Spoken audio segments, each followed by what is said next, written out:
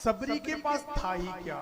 एक बार विचार कीजिए, सबरी के चरित्र को एक बार पढ़ा, कभी पढ़ा है सबरी के चरित्र को? सबरी ना 5 वर्ष की कन्या थी, मतंग ऋषि के आश्रम में सेवा करती थी, लेकिन जन्म से ना छोटी जाति की थी।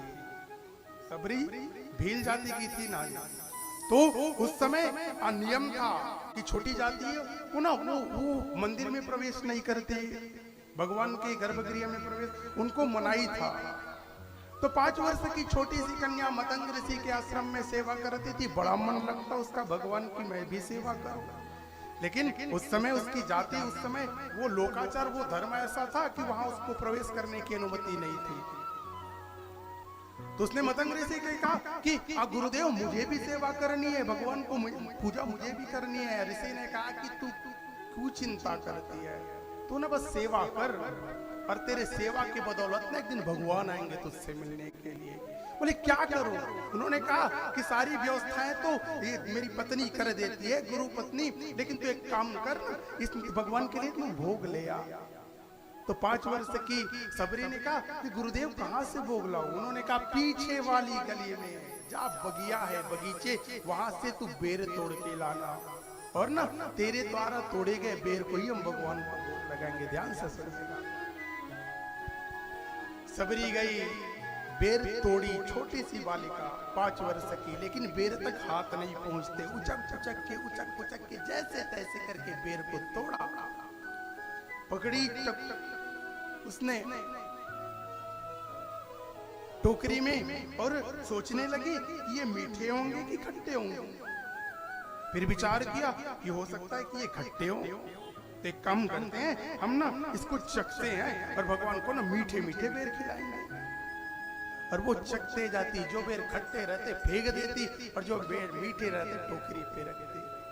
गए मतंग ऋषि के पास और वो टोकरी दिया मतंग ऋषि को। भगवान ने देखा, मतंग ऋषि ने ये तो क्या लाई है? उन्होंने कहा बेर लाई, अपने कहा था प्रसाद लेके, ती तो झूठी करके लाई ना, तो झूठा क्यों करी? और सबरी ने क्या जवाब दिया कि गुरुदेव भगवान को हम खट्टे बेर खिलाएंगे क्या? भगवान को हम खट्टे बेर खिलाएं क्या? मतंग ऋषि के आंखों से ना आंसू गिरने लगे। सबरी मैं तुझे गुरु बनाता हूँ, मैंने अपनी पूरी जीवन लगा दी भगवान की सेवा करने में, लेकिन ना मुझे वो भाव नहीं मिला जो तूने 5 वर्ष की उम्र में मुझे शिक्षा दे दी। मैं ना तुझे गुरु बनाता हूँ,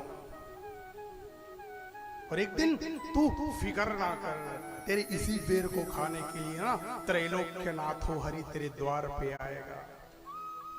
सबरी के पास कुछ नहीं था, न पूजा के लिए कोई सामग्रियां थी, न सिंदूर था, न चंदन था, न धूप था, न अगरबत्ती थे, न नारियल था, न मंत्रों से पूजा कर सकती थी, न स्तुतियों से पूजा कर सकती थी, न ही पुष्पांजलि कर सकती थी, ना उन्हें पंचामृत स्नान करा, कुछ भी नहीं था उसके साथ। उसके पास केवल एक ही चीज था, एक बेर और दूसरी प्रतीक्षा। गुरुदेव ने कहा था ऐ सबरी तू इंतजार करना, प्रतीक्षा करना, इस बेर को खाने के लिए ना परमात्मा तेरे द्वार पे आएगा।